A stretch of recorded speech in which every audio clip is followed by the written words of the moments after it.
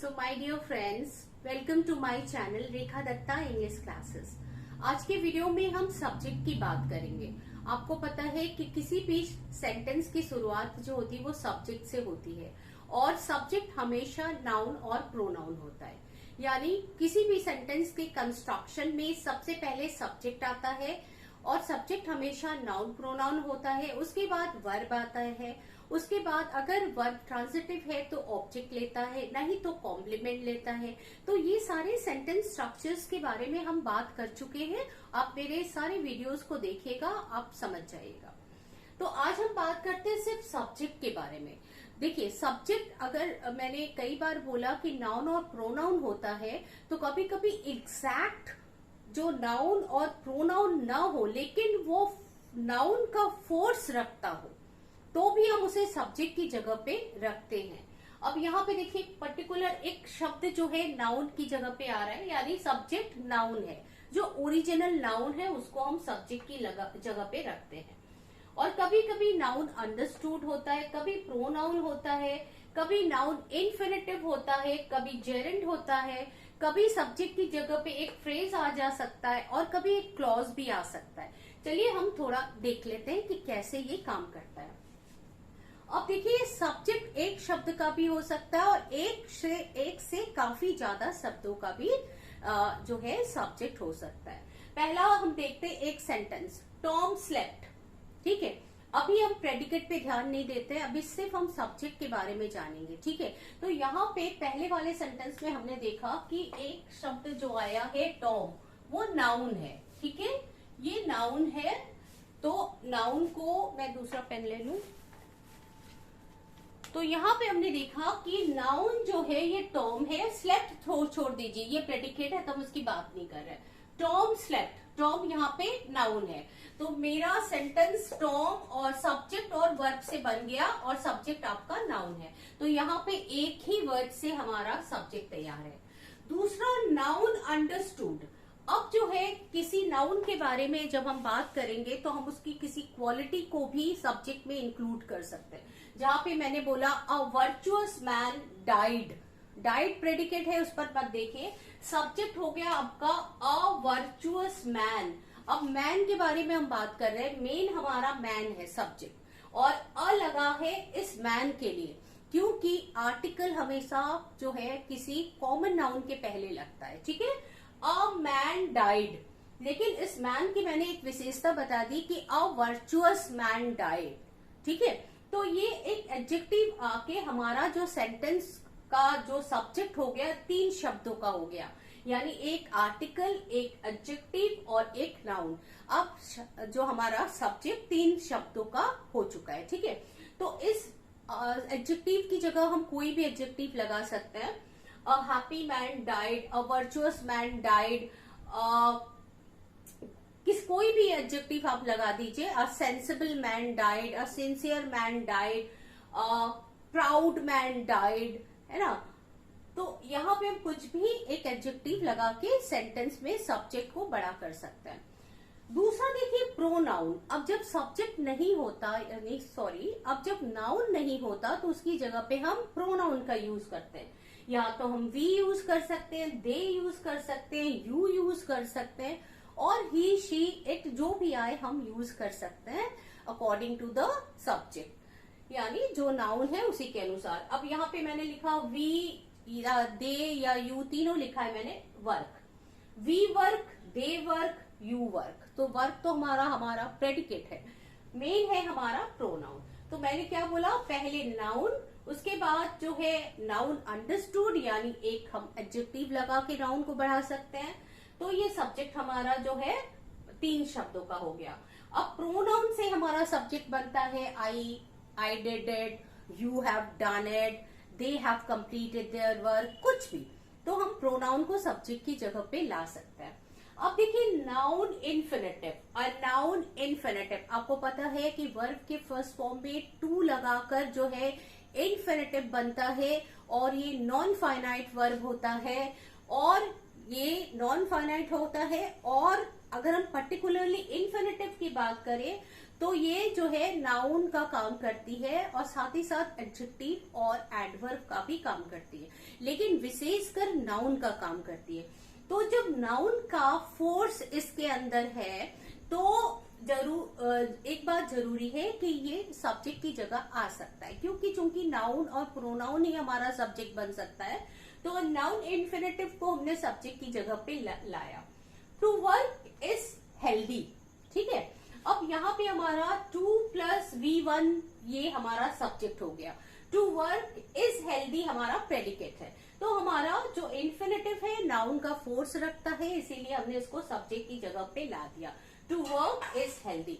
लेकिन इसी इन्फिनेटिव को हम और भी लंबा कर सकते हैं इन्फिनेटिव फ्रेज लगा के, यानी टू वर्क इज हेल्दी की जगह अगर हमने कहा टू वर्क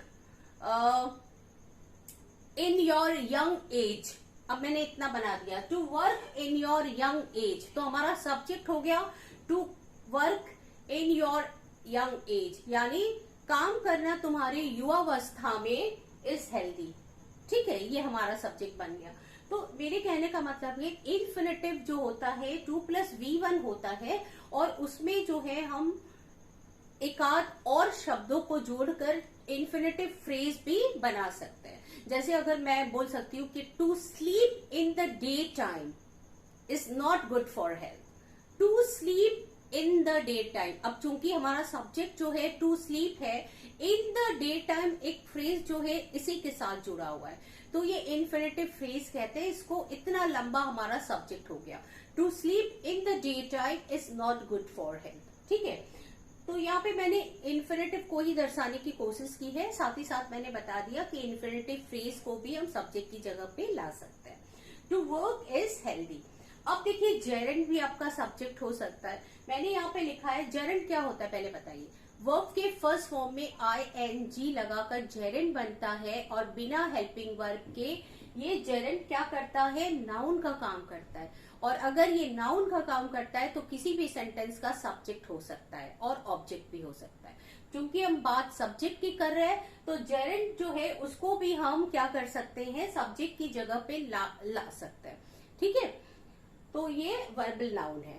जैसे मैंने बोला वर्किंग मेक्स यू स्ट्रॉन्ग, अब यहाँ पे सिर्फ एक शब्द मैंने लिया है वर्किंग, तो वर्किंग हमारा सब्जेक्ट हो गया, ये जेरेंड है। Working makes you strong, makes you strong हमारा प्रेडिकेट है, क्योंकि हम बात सब्जेक्ट की कर रहे हैं तो हमने यहाँ पे वर्किंग बनाया। अब देखिए इसी वर्किंग को हम कुछ और शब्द लगाकर इसको भी फ्रेज बना सकते हैं, ठीक है। हम कह सकते हैं working during your young as, जैसे मैंने उसमें बनाया working during your young as makes you strong, या वर्किंग ऑल द टाइम। अब देखिए इसमें एक भी वर्ब आपको मिलेगा नहीं। Working all the time is good for your business, ठीक है।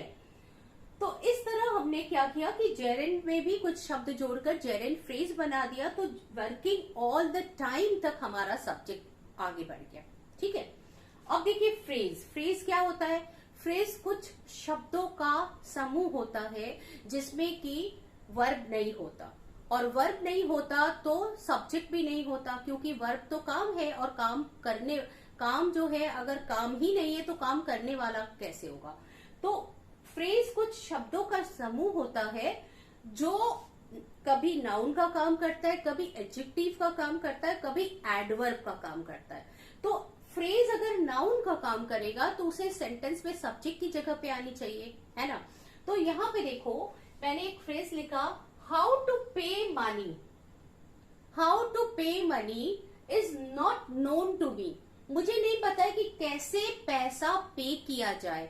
हाउ टू पे मनी, अब इस पूरे फ्रेज में आपको एक भी वर्ब नहीं मिलेगा। How to pay money is not known to me, यहां से आपका प्रेडिकेट शुरू होता है is not known to me.